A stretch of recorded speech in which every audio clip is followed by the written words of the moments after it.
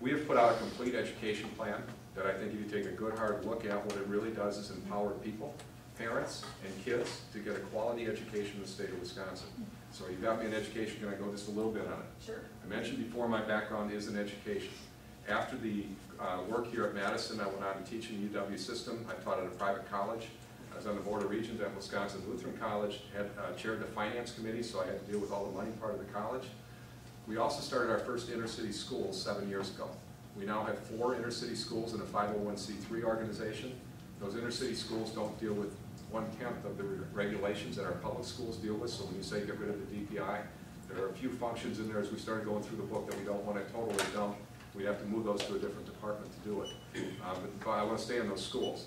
In our inner-city schools in Milwaukee and one in Phoenix, Arizona, we have nearly 1,000 kids in our school system. This is very significant in terms of understanding education.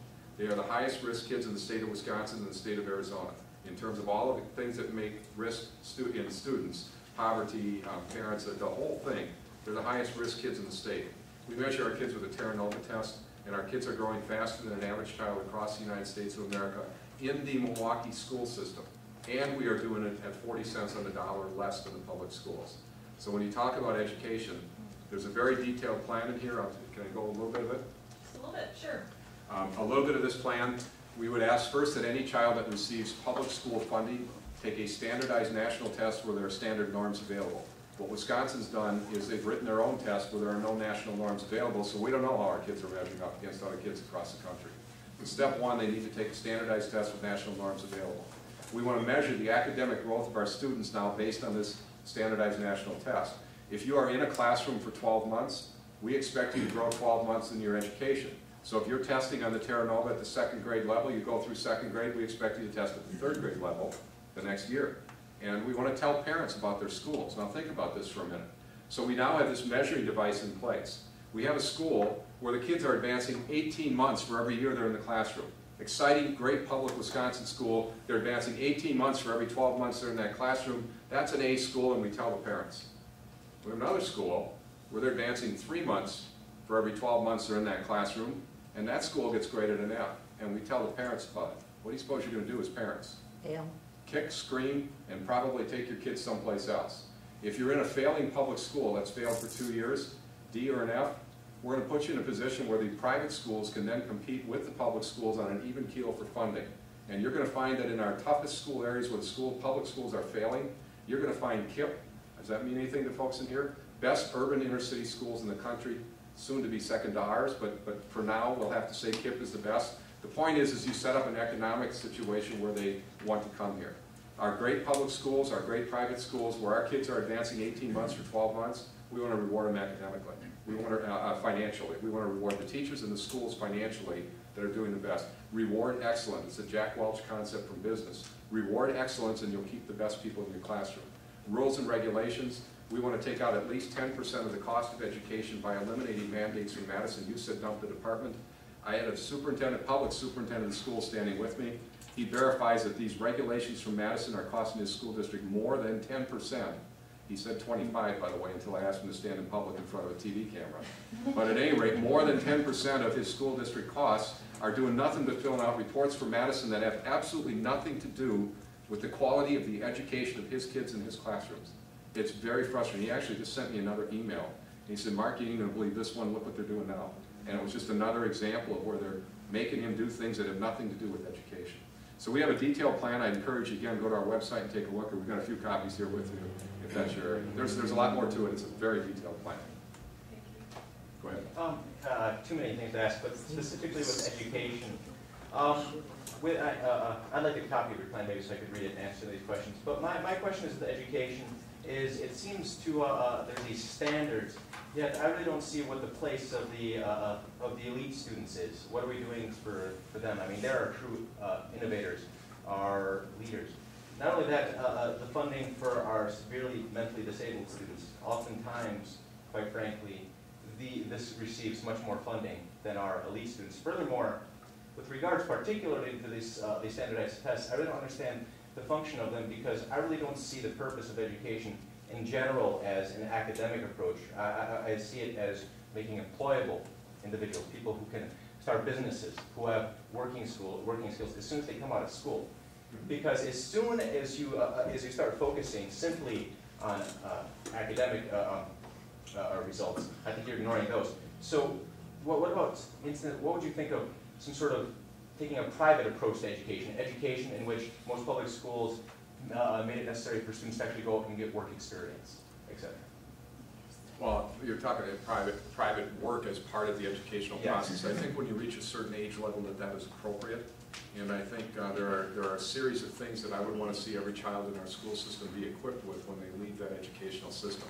I mean, I think that the world these kids that our young people are coming into today is far more advanced than the world that I came into, and it just keeps advancing faster and faster and faster. So there is a basic level of education I think every child in America should have.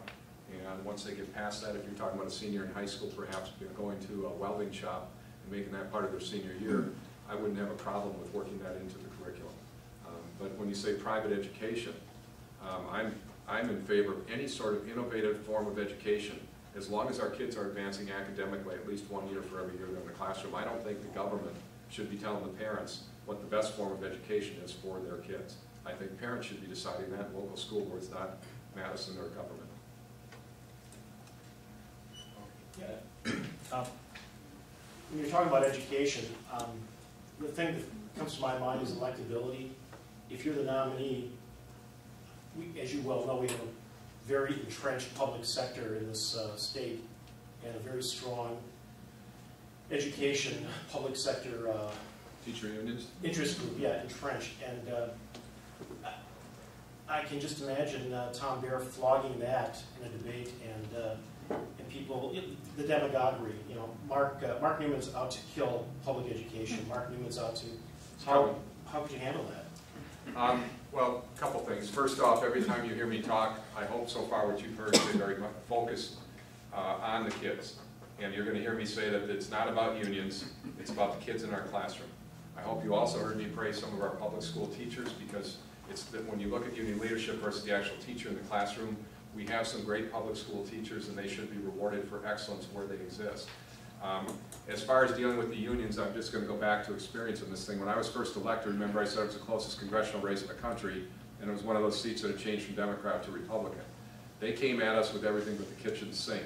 They didn't wait until it was time for re-election. They started 6 months after I took office, and they started beating the tar out of us. And when I say they, I mean the unions. And it was a wide variety of them.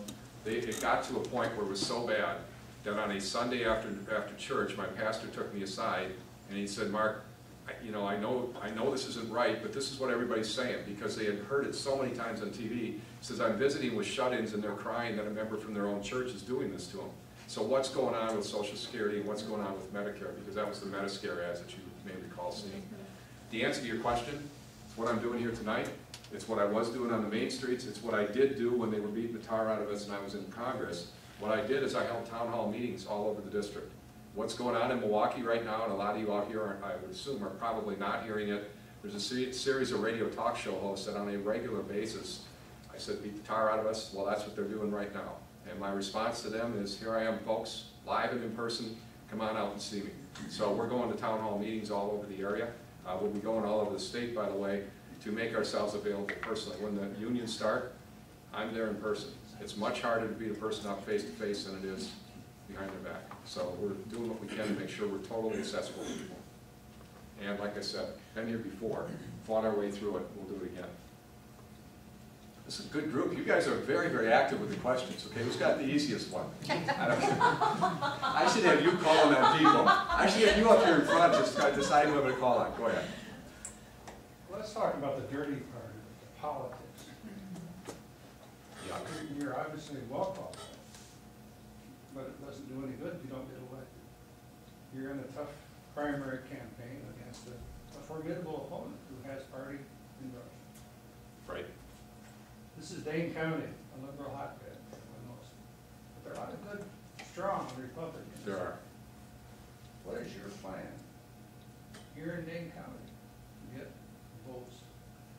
Be here as much as possible, and I can tell you are on the town hall list. We will be back face to face and in person. And again, if there was a mistake made in our Senate race when I ran in '98, the last time I ran for office 12 years ago, we did not spend enough time, particularly in the city of Madison. We will be back at the town hall. We were here yesterday, we're here today, we'll probably be here tomorrow for all I know. But the point, we're back, yes, we were here yesterday, we're here today, we are back Friday, and we will be back again a week from Thursday with the interim period spent up in the northwest corner of the state. So we're spending lots and lots of time here meeting with folks face-to-face. Folks, I keep going back to it. The people sitting in this room, you guys, it's so great that you're here, but you all have a sphere of influence around you. So it's not just the folks that we meet with face-to-face, it's all the people that are in their sphere of influence as well. And that's the answer is it has to be personal face-to-face contact to encourage the people in this area to become part of. And I don't know if party is the right thing even, as much as it is part of our political process to elect the people that you think can do the best job.